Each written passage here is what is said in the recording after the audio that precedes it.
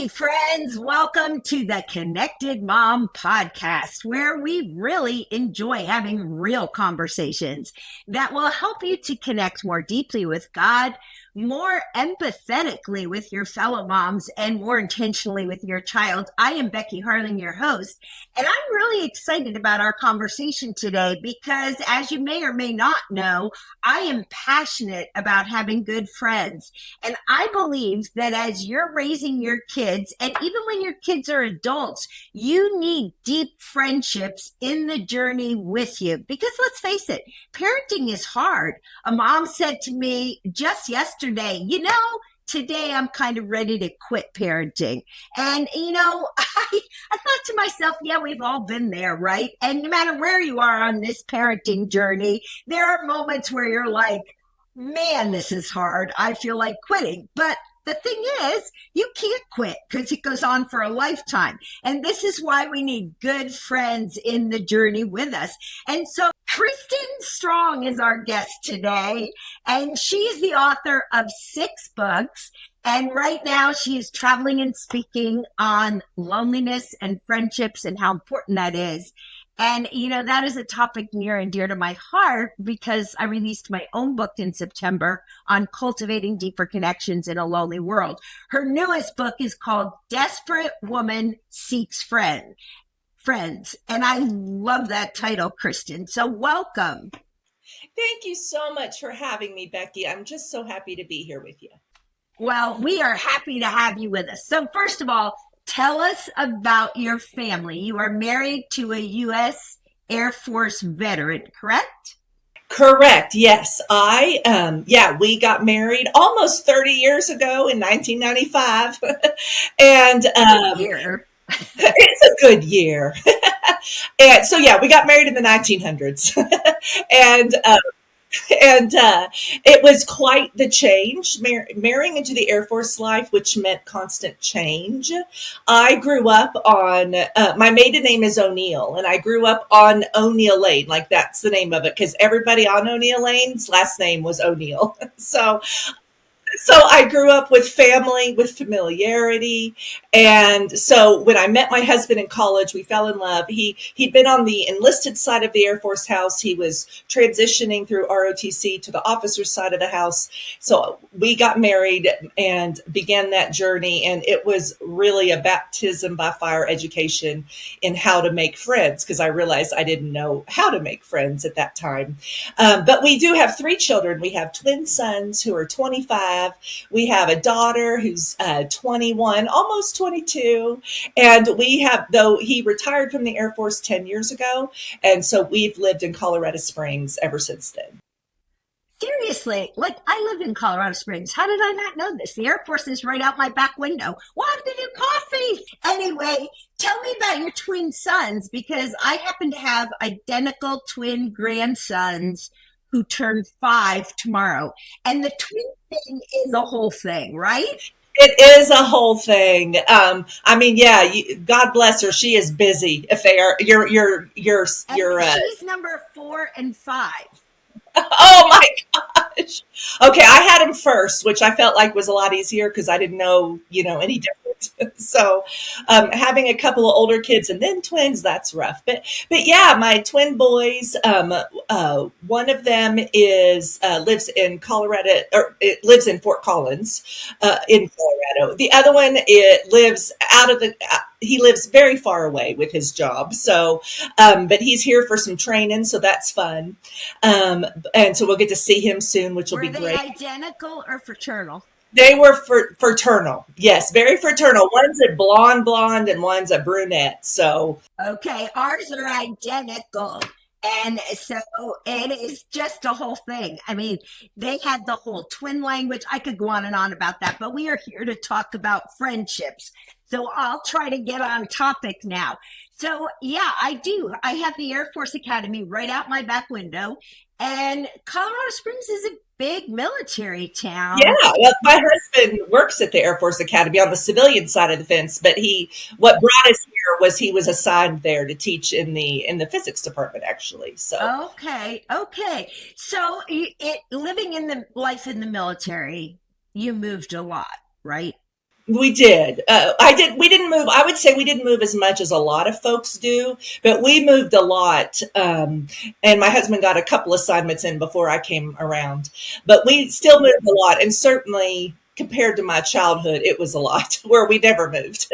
So Right, right. Your childhood, it sounds like, was very secure, very stable. Everybody on your street is named O'Neill. yes, it was very. It was just like a lot of family. So I did feel a sense of security because of how large my family was. Yeah. Yeah. So, okay, tell us a little bit about your journey to find friends, because your title is about desperation to find friends. So tell us your journey.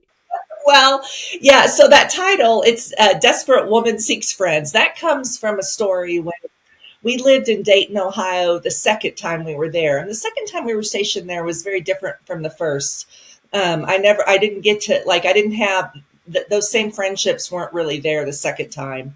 So I just remember telling my husband, like I was trying all the right things, quote unquote, to make friends. I could not, I felt like I couldn't pay somebody to be my friend. Everybody just had their friends, like they weren't looking for new friends. And so I told my husband I was going to make a sign and hold it in our front yard. Of course, this is 2005 before social media. I was going to hold it in my front yard that said, "Desperate Woman Seeks Friends," and just see if I'd get any takers, from that. So that's where the Great title plan. comes. Yes, but I would say, so when I was a brand new military wife, I went off. We moved from Oklahoma to Ohio, which I acted like we were moving to the moon. It wasn't Well, quite it that kind bad. of is culturally very different. 100% culturally very different. And so I realized though, like I did not know how to make friends. Like I just expected the friends or people to know I was new because I transferred colleges as a senior, but and so I just expected people to know I was new and to do the work to come up to me and initiate some sort of conversation that would turn into a friendship. And that is just not the way it works. You have to be the one to put yourself out there. And now, not that other people don't, sometimes you just hit the jackpot and somebody will initiate that invitation to you to something that could lead to a friendship. But by and large, in the beginning, you got to put more effort in there than you're necessarily feeling like you're making a return on. And so that was a real thing I had to learn. There's an art and a skill to making friends. And we don't see it that way, though. We see it as, well, people just do it. Like they have it and I don't have it. So something must be wrong with me. No, it's probably nothing is wrong with you. It's just hard because it's hard. And it just takes effort and time and perseverance. And I had to learn that. Yeah, I often hear people that will switch churches and they'll say, nobody reached out to me, or I couldn't find community, or I couldn't make friends. The problem is we do have to take initiative, right? I mean, people aren't, like you said, they're not going to just knock on your door and say, "Hey, I want to be your friend." And do you think we've lost our ability at some basic people skills through the years?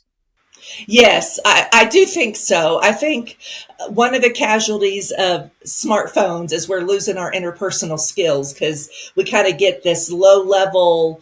I liken it to like we eat all day on breadcrumbs of connection versus like sitting down to a meal, which is what face to face time with a person is. But yeah, I think I think it does take effort. I mean, listen, it's not, if we lived in Harry Potter world, people would just drop on our front porch and, we could just like apparate like they did in the book and we could just make friends. That's not how it works. Now, having said that though, like I was talking with a good friend of mine who just moved to Colorado Springs and she's military and she was telling me she's a new person, but she extended an invite to three different people to have coffee.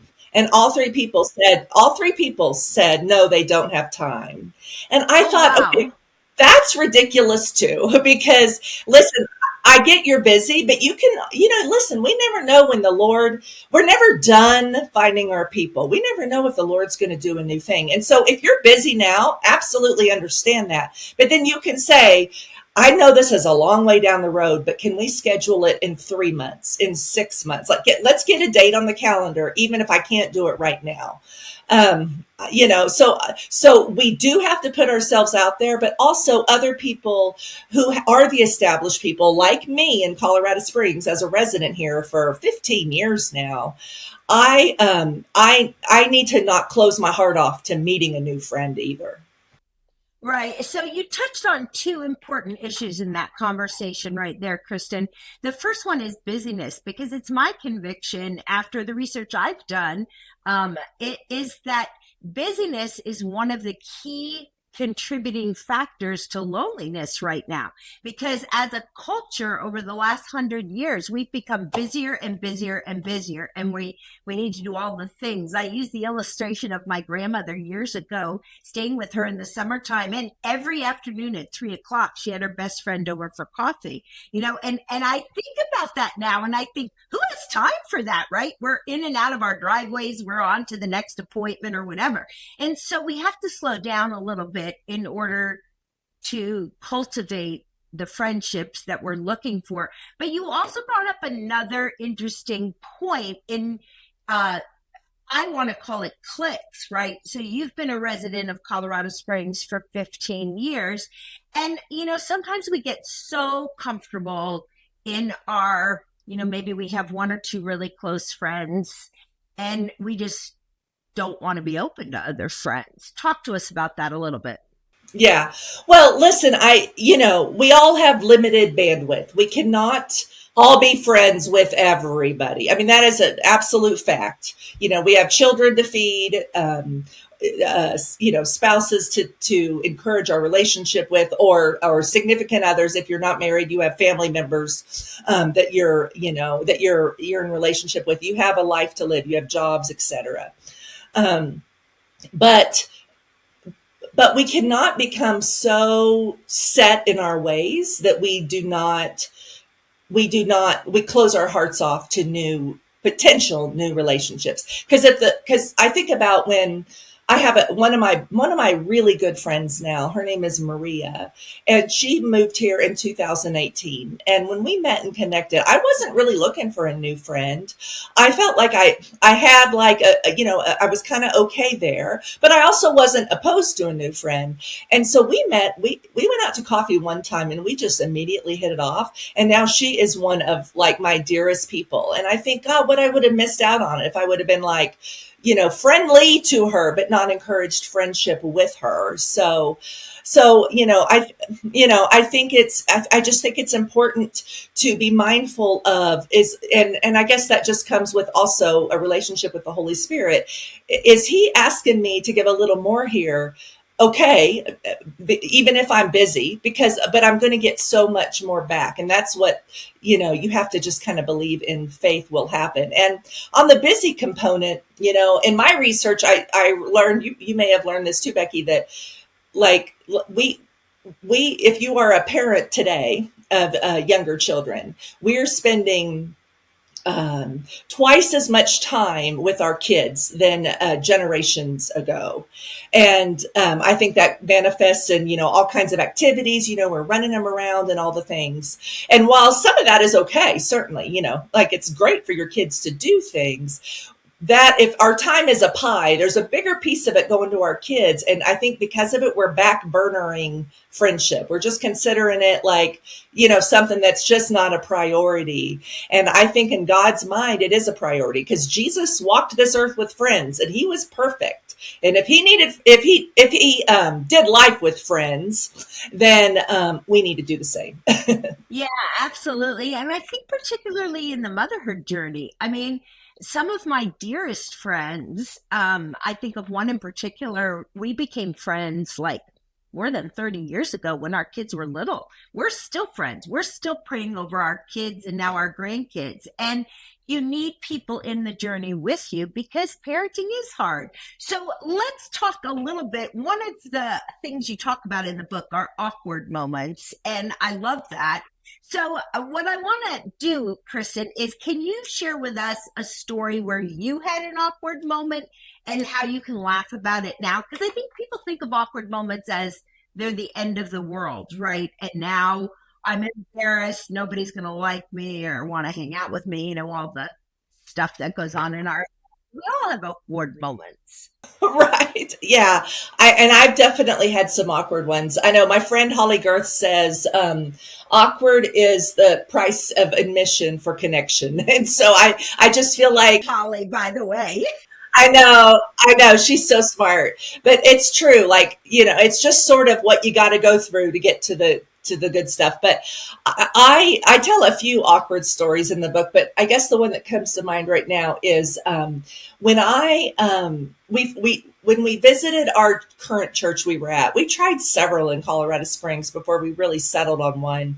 And so we visited this church. We go to the church service, and then we go visit the community, like what I call Sunday school, but it's community hour. and and so I saw a girl there who I knew looked familiar, but I couldn't place her. I asked my husband, "Do you know where we've seen her before?" He couldn't place her either. And so it was one of those things where we visited that class over the next month or two. We kept going, but until we decided to commit to that church. And I kept seeing her going like, "God, I know her, but I don't know where." And it was a big class, so our paths just never crossed during it. And we were talking with other people during that course of time. But anyway, when at some point after we'd committed to going to that church, they were doing small groups. This girl that I kept thinking I knew, and her husband ended up being in the same small group as us. And so when we met the first time and the leader had us go around to introduce ourselves, my friend said her name. And right as she got the name out of this huge class of 100 people or so, I just holler, "You're a May, you're friends with the Hudgens. I know you." Like I pound the table, and she's like startled, like she didn't even want. She was like, "Yeah," like she was like, "Do I want to admit that I am who she?" Because Yes, this yes. girl's a lot right now. Anyway, like the whole class went quiet, and so it was just like, but I had like this lightning bolt, and it just came out of my mouth, right then and there. And anyway, Amay is like my best friend now. We just get along like a house of fire, and I think often those awkward beginnings help feed the good connection, and they don't detract from it because they just give you a great story. Yeah, they do give you a great story. And I think we have to learn to laugh at ourselves, right? I mean, there are always going to be awkward moments, or where you're going to say things and walk away from a conversation like, wow, that was really awkward. What in the world was coming out of my mouth? And at those times, you just kind of have to laugh at yourself. I think keeping a sense of humor is important for friendship. So, why do you think it's so hard for people to make good friends? Well, I think a little bit of what we talked about is, putting the time into it. Like anything of value in this world, it just takes good old work. And so now, you get a lot out of it, but you've got to certainly in the beginning put a lot of work into it. And in my research, I learned, if you just want a casual friend, it takes 50 hours of time together. But if you want a real good, true blue, deep friend, it takes 200 to 300 hours of time Oh, I together. love that you brought that out. That is so profound. Yeah, and so like if you got to put in the hours, you know what I mean? So Yeah, yeah. listen, but like I could be with a May or Maria or another friend, and we could talk for 3 hours, and it goes by like that. But you have to, in the beginning, do that work to foster those friendships, getting together, and however that best works for you, in order to just be able to make that connection. Okay, and it followed on that question. You talk in the book about fertilizer seasons. Tell us, what do you mean by that? I'm visualizing manure. And I do talk about manure in the book. There you So go. so there's So that. make the connection for us, please. Listen, I was raised surrounded by dairy farms, so the manure made an impression, I guess. But so, so what I do, so I share a story about my daughter, how she just had a very hard time making friends in high school. Um, I don't know that I guess I wouldn't say she was afflicted by quote unquote mean girls, but she did have girls who did things that were just real mean, and she could not. And I know maybe I'm just arguing semantics, but it was just a lot of, oh yeah, we'll get together on this day. And then that day would come and they would flake out. Or, the friends were hot and cold. They would act not interested in her. And so she would try to develop some friendships with other people. And then these friends would come to her and say, well, look at you acting like you're too good for us. It was Oh my really, word. Girls just can be mean. I mean, they really can. And that's not helping our friendships. no, girl drama. So anyway, she ended up like having most of her friends through her tennis club, not associated with school, but she made it through school. She graduated great. So she goes to college.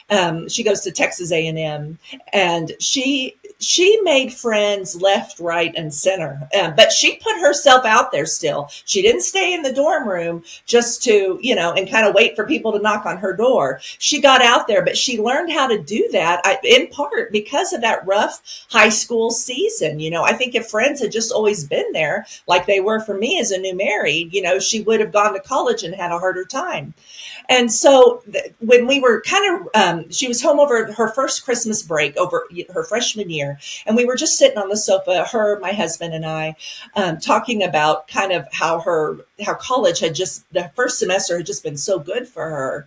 And I made a comment about, I think I actually said, you dealt with a lot of crap in high school, but I feel like it's serving you well now. And my husband basically said, yeah, like the hard, you made a lot of fertilizer basically, and that fertilizer you got in your high school years is what's feeding your friendships now. And so that is, in God's hands, even gross stuff can be good stuff. Yeah, it can be turned around. So, what are some of the skills you talk about putting yourself out there? But let's dial down a little and get really practical. What are some really practical skills? Like maybe some mom is listening to this and she's like, "Okay, I've been hiding at home in my yoga pants because I can't get my kid potty trained, or I have been just my house is a wreck and I don't have the time or energy to make friends, or my kids are in so many sports and activities that I'm in the car all day long." So, what are some of the basic skills that moms can start with to cultivate those friendships? I would say for the little kids, especially, um, especially when, yeah, you feel like it's you're at home all the time.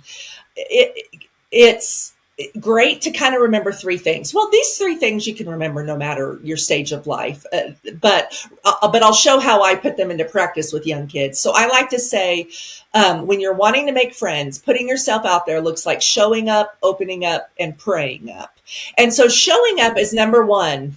I'll tell you what, anytime we moved to a new town, I would seek out the Barnes and Noble story time or the library story time, and something that was good for the kids, but would get me out that with their parents too, with the other moms. One good friend I finally made, we just kept showing up at the park together after nap time at the same time with our young daughters. And so we formed a friendship. We're still friends today, even though we haven't lived in the same town since 2007. So that was a friendship formed that way too.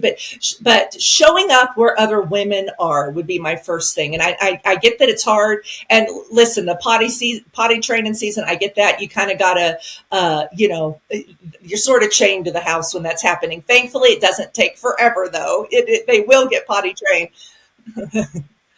No, no. And so I'd say if you are in the potty training season, the other thing is opening up your house. There is something about when you invite somebody over, inviting them into your house is inviting them into your heart. And I will say that certainly, I've never had Well, I should say, I not every person I've invited to my house has become a heart friend, but every heart friend of mine has been to my house.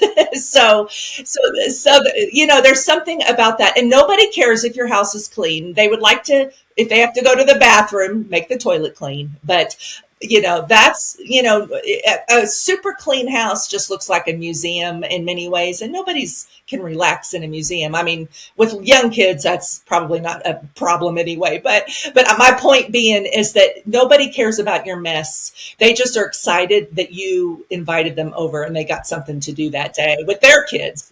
So if they have young children as well.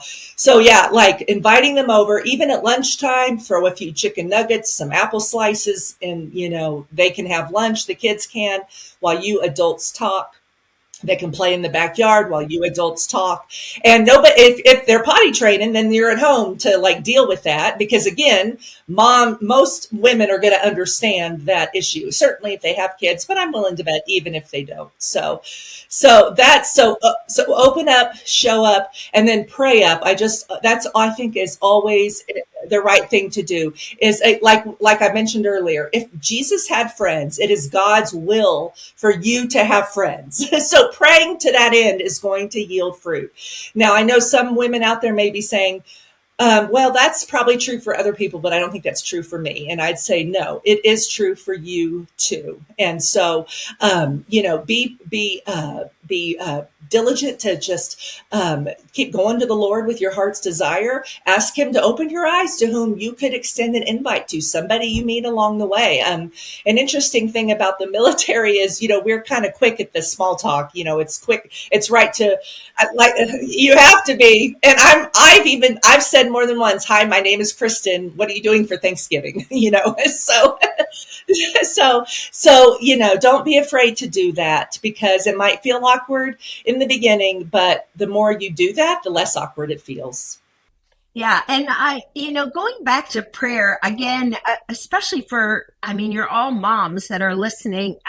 You need to find one or two friends who are willing to pray with you over your kids. And some of my deepest friendships have been because we prayed together for our kids, through the rough battles, through the easy times. But I mean, so that is a great way to connect. Okay, in the book, you talk about boundaries, and I love that because it's one of my favorite topics. And, I feel like we're kindred spirits here, Kristen, because some of these topics are in my book as well.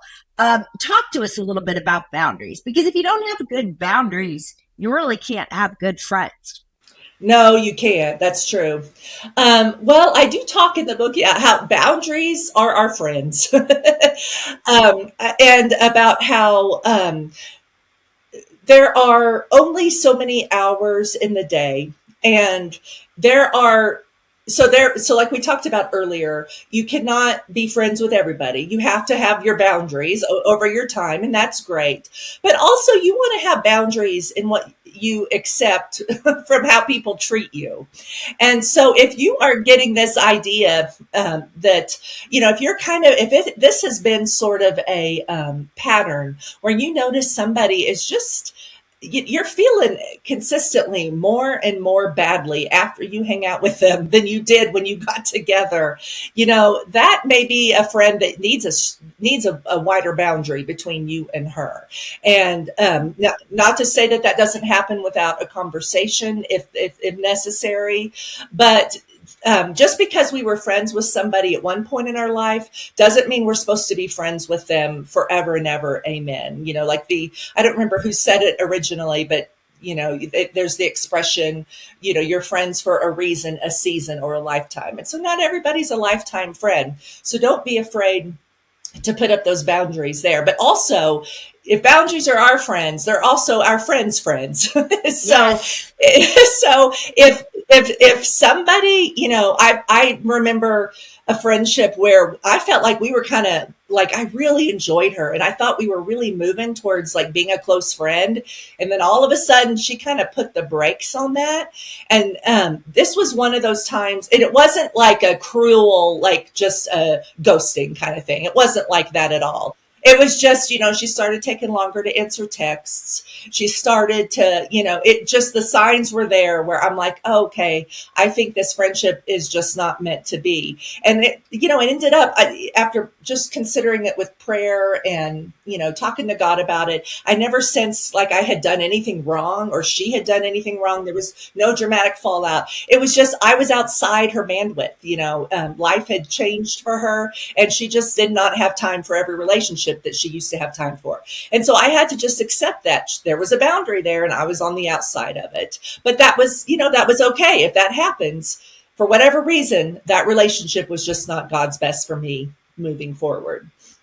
Yeah, and I think, one time years ago somebody wisely said boundaries make good neighbors. It's like the invisible fence around your property, right? And so we have to understand how that plays out in friendships, even as far as like I think little things like giving each other advice. Sometimes your friends maybe just want a listening ear and they want empathy and they don't want you to tell them how to fix their kids. And I think that that's particularly applicable to those of us that have adult kids, right? Where moms, we've been through the ringer and it's so easy to dive in with how you can fix it for a younger mom, but they're not looking for that. And one way to be a good friend is to really work on your listening skills and your empathy skills and shut down your fix it skills because usually people don't want to be fixed, right?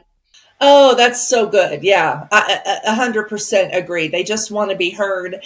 And then, often I think people will give you that signal if they would like your advice on something, or you can say, do you want to hear more, about what I think here, or, are we good as it is, but yeah, I agree. Especially us older moms who have, there's no mother that has adult kids. It's not been through the ringer, I don't think, but but If um, you've never been through the ringer, we might want to talk to you. yeah, I know. Yeah, and there's so many awesome blessings about adult kids, but it's a thing. It's a whole thing. So yeah, we want to make sure that we are being respectful of boundaries with our younger moms and not deflating them. I always hated to hear when I was a younger mom, like, oh, just wait till the teenage years. And Yeah, that's not encouraging. that's not encouraging. Yeah. And it's also not encouraging either when I remember being at the grocery store many a time and a little old lady would come up to me and say, like when my kids were really little, oh, just enjoy it because, it goes by so fast. Well, during those years, it does not feel fast. It feels real slow. And so I know. So I always think like, okay, I want to be mindful about how I'm encouraging them and just say, good job, mama is probably better than, you know, trying to convince them. They're right. The little old ladies were right, but you cannot see that until you are older and past that. So Yes, yes, yes. Well, this has been such a fun conversation, Kristen, but I want to end with where can our moms get your book, Desperate Woman Seeks Friends? Where can they get that? Where can they connect with you? How can they learn more about your ministry and what you offer? sure, I you could get the book anywhere books are sold, wherever book Barnes and Noble, Amazon, books bookshop, wherever you like to go, Christian book. But also you can get read more about it at my website, and my website is kristenstrong.com, and my first name is Kristen strong.com. And then the social media I'm pretty much on the most is Instagram at Kristen Strong. Okay. All right. So moms, I hope you will connect. Friendship is such an important topic. And so don't just dismiss this whole episode. If nothing else, create some space to just ask God in your prayer time, hey, Lord, how am I doing friend wise? And where do I need to invest maybe more time and effort into this important part of life so that I can live life abundantly the way you want me to live it. So I hope you enjoyed this conversation today. And I'd like to ask you to share it with your friends, because if you needed this conversation, chances are they did as well. And then if you would just like us, then you can follow us and you'll never miss another episode. So thanks for joining us today at The Connected Mom. And our prayer for you is that you feel deeply connected to God, deeply connected with some great friends, and deeply connected with your child. Thanks for joining us today, and we'll see you next time.